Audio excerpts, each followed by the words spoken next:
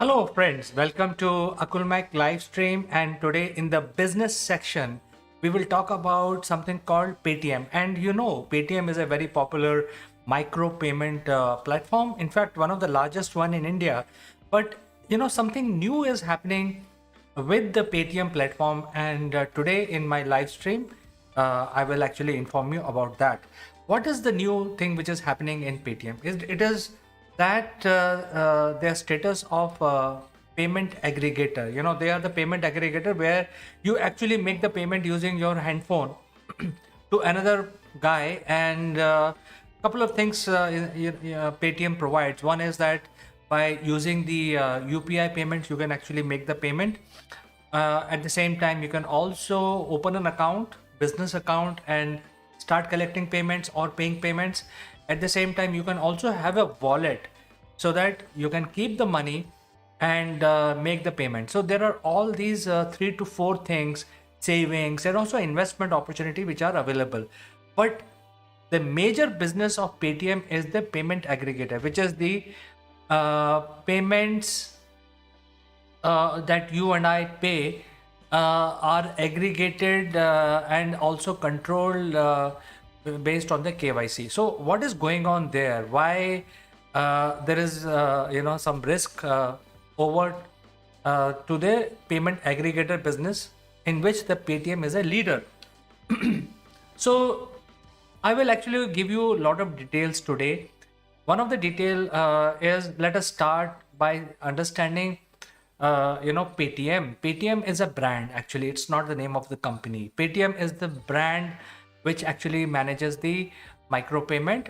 The Paytm brand is owned by a company called 197 Communication. In fact, the micropayment concept also was brought in. One of the pioneers was this company called 197 Communication. That is why Paytm being the early adapter was is also very big in India. If you look at, a lot of people use Paytm. In fact, people say that, hey, why don't you send me Paytm, instead of saying that, hey, why don't you send me money?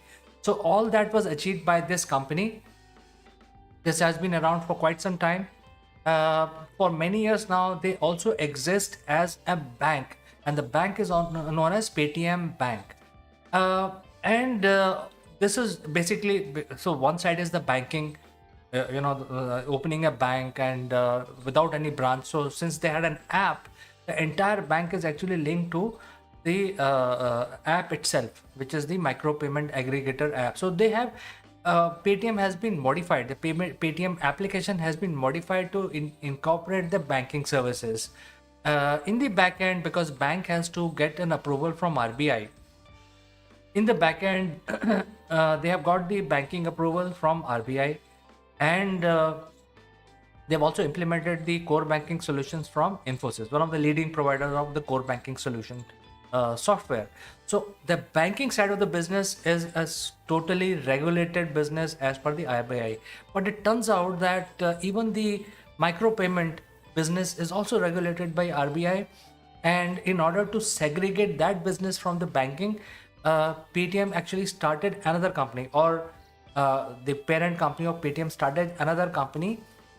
And that company will, the idea is that the banking will be kept separate so that they can maintain the books separately, and the other company, which is basically micropayment, can handle their books separately.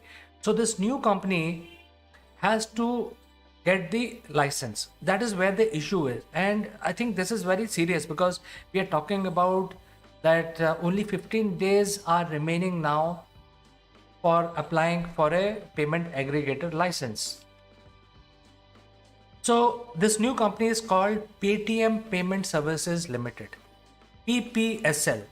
So this new company has been formed. Now they've also applied for a license for PPSL from RBI. However, this license has not been provided simply because for basically getting the license, there are certain norms they have to follow. There are certain guidelines that the PPSL has to follow. See, the Paytm was already running that business for so long, for at least 10 to 15 years. Now that micropayment business has to transition to PPSL, so PPSL becomes a totally new entity. that therefore they have to apply for a license registered by RBI, Reserve Bank of India. And in order to give license, there are certain fulfillment of requirement which has to be done. I think one of the biggest requirement there is related to FDIs, because PPSL when it becomes a reality, it will be probably the biggest micro payment platform today. And especially if you talk about India, because a lot of people, lot of customers are using Paytm.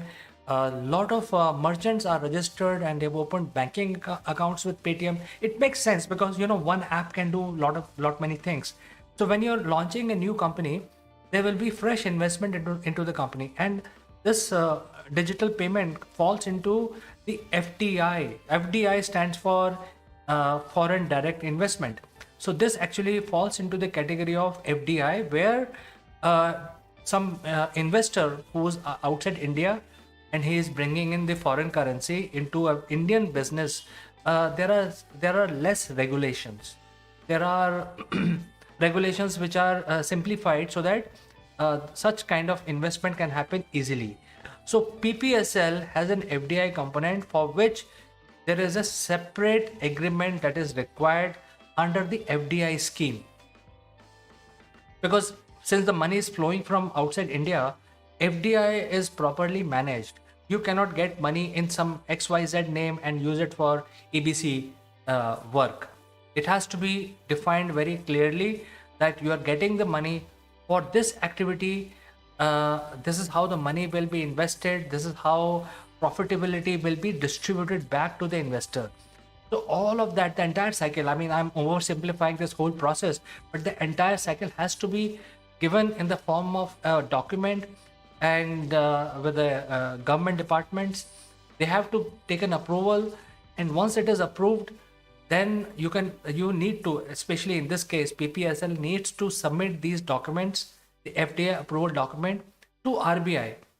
And that is the problem that RBI sees, that there is a issue with regard to FDI clarification, FDI clearances, for which RBI is waiting to give license to PPSL. And they have now only 15 days. Initially, when this was decided, as per the circular or the notice from RBI, they had 150 days. So many days have elapsed, only 15 days are remaining now. So since a lot of people use Paytm, this becomes a major item related to business, because if this license is not provided to PPSL in next 2 weeks from now, then the PPSL micro payment business comes under little bit of threat. So I'll tell you exactly. So if you are already having a Paytm account with Paytm or PPSL, or you are already having a merchant account with Paytm, there's nothing will change for you as per the RBI circular. So Paytm, as usual, will continue their business for existing, but after the elapse of these 15 days, they will not be allowed to add any new customer.